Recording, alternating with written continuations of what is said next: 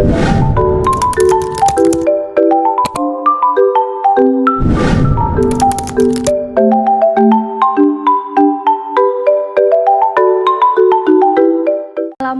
warahmatullahi wabarakatuh. Halo semua, perkenalkan nama saya Tri Handayani dengan NIM 12223311013, Prodi Pendidikan Guru Sekolah Dasar Fakultas Ilmu Pendidikan.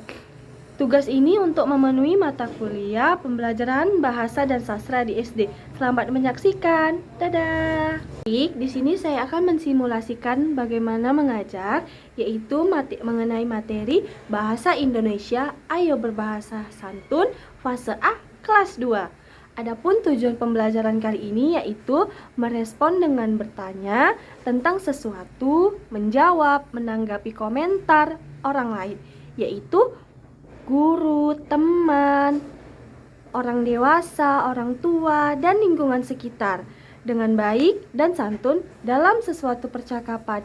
Mari simak videonya ya. Baik teman-teman, sebelum pembelajaran dimulai, alangkah baiknya kita untuk berdoa terlebih dahulu. Berdoa dimulai. Berdoa selesai. Nah, materi yang pertama yaitu kita membahas sedikit ya mengenai sejarah singkat bahasa Indonesia. Bahasa Indonesia dikenal sebagai alat komunikasi dalam kehidupan sehari-hari. Sebenarnya sudah lama dipakai oleh bangsa Indonesia. Tepatnya sebelum bahasa Indonesia diikrarkan dalam peristiwa bersejarah yaitu Sumpah Pemuda. Nah, adik-adik ada yang tahu gak sih Sumpah Pemuda itu tanggal berapa? Iya, Sumpah Pemuda bertepatan di tanggal 28 Oktober 1928 yang menjadi momentum awal pengakuan secara yuridis mengenai bahasa Indonesia sebagai bahasa resmi negara. Nah, sejalan dengan hal tersebut, pemakaian bahasa Indonesia yang baik dan benar sudah diatur loh adik-adik di dalam Undang-Undang Negara Republik Indonesia Nomor 24 Tahun 2009. Di PPT yang Ibu tampilkan yaitu ada etika berbahasa. Etika berbahasa erat kaitannya dengan keberadaan suatu kelompok masyarakat. Oleh karena itu, seharusnya etika berbahasa dimiliki oleh seseorang. Seseorang harus mempunyai etika yang baik dan benar, yang sopan, santun dalam berbahasa. Karena melalui bahasa seseorang, kita akan tahu status sosialnya seperti apa, budaya dalam masyarakatnya seperti apa, sehingga dapat memudahkan orang tersebut dalam memilih atau menggunakan bahasa yang tepat pada tempatnya. Seperti kita kalau di sekolah, kita harus menggunakan bahasa yang baik dan benar. Di lingkungan rumah, kita juga harus menggunakan bahasa yang baik dan benar, dan begitu sebagainya. Anak-anak semua, berbicara santun berarti mempunyai dua kategori. Yang pertama sopan, yang kedua baik. Ayo simak percakapan berikut ya, biar adik-adik tahu bagaimana sih berbicara yang sopan dan bagaimana sih menanggapi pembicaraan bersama lawan itu dengan sopan. Sekarang ungkapan mengucapkan terima kasih. Jadi perhatikan percakapan berikut ya. Andi, hai Tania, apakah kamu mempunyai dua pensil? Kemudian Tania menjawab, hai Andi, saya punya dua pensil. Andi kemudian berbicara kepada Tania, bolehkah saya meminjam satu pensil? Tania menjawab, tentu saja boleh.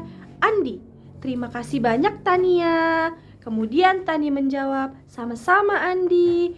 Nah, adik-adik dari percakapan yang kalian lihat dan ibu bacakan, kata terima kasih termasuk ungkapan bicara yang santun. Kata terima kasih digunakan untuk mengungkapkan perasaan syukur terhadap sesuatu keadaan. Misalnya seperti ini, ketika kamu jatuh, kemudian ada seseorang teman yang menolong kamu. Nah, kamu pasti mengucapkan apa? Terima kasih sudah membantu saya. Itulah berikut ucapan terima kasih yang sopan. Nah, adik-adik, selanjutnya yaitu materi ungkapan ucapan maaf.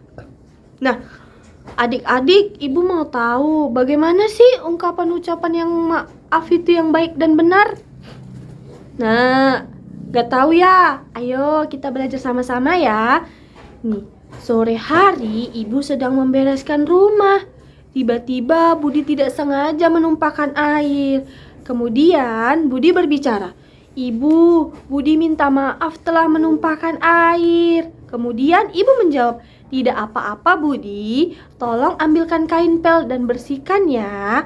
Kemudian Budi menjawab, "Baik ibu." Ibu menyauti, "Terima kasih ya Budi telah bertanggung jawab." Nah, itu contoh ungkapan yang baik dan benar. Kemudian ada satu contoh lagi yang ibu bisa berikan.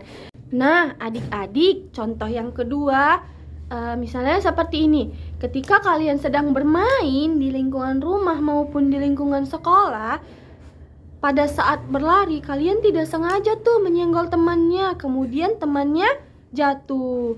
Nah, apa sih kata yang seperti apa yang harus kalian lakukan atau kalian ucapkan kepada temannya? Iya, benar, kata maaf. Misalnya seperti ini. "Syifa, minta maaf ya telah membuatmu terjatuh." Nah, seperti itu ya adik-adik, kata yang sopan. Nah, selanjutnya yaitu ungkapan tolong. Kata tolong dipergunakan untuk yang pertama, kata tolong diucapkan saat ingin meminta bantuan orang lain. Adik-adik bisa perhatikan ya apa yang ibu tampilkan. Kemudian yang kedua, kata tolong juga bisa membuat hubungan dengan orang lain menjadi lebih baik. Nah, adik-adik penasaran gak sih yang kata tolong yang seperti apa nih yang baik dan santun? Nah, perhatikan percakapan berikut ya. Pada suatu sore, adik tidak dapat mengerjakan soal matematika. Kemudian, adik meminta bantuan kepada kakak. Nah, adik berkata, "Kakak, tolong bantu aku mengerjakan soal matematika dong." Kemudian kakak menjawab, "Memang nomor berapa sih yang susah?" Dan adik menjawab, "Nomor 5 kak." Kemudian kakak menanggapi, "Kamu menjumlahkan angka yang ada ya?" Dan adik menjawab, "Wah, ternyata mudah. Terima kasih ya kak." Nah, kemudian kakak menjawab dengan senang hati. Nah, teman-teman, adik-adik sekalian, contoh yang lain dari kata tolong itu misalnya seperti ini. Nah, contoh ungkapan tolong yang kedua seperti ini.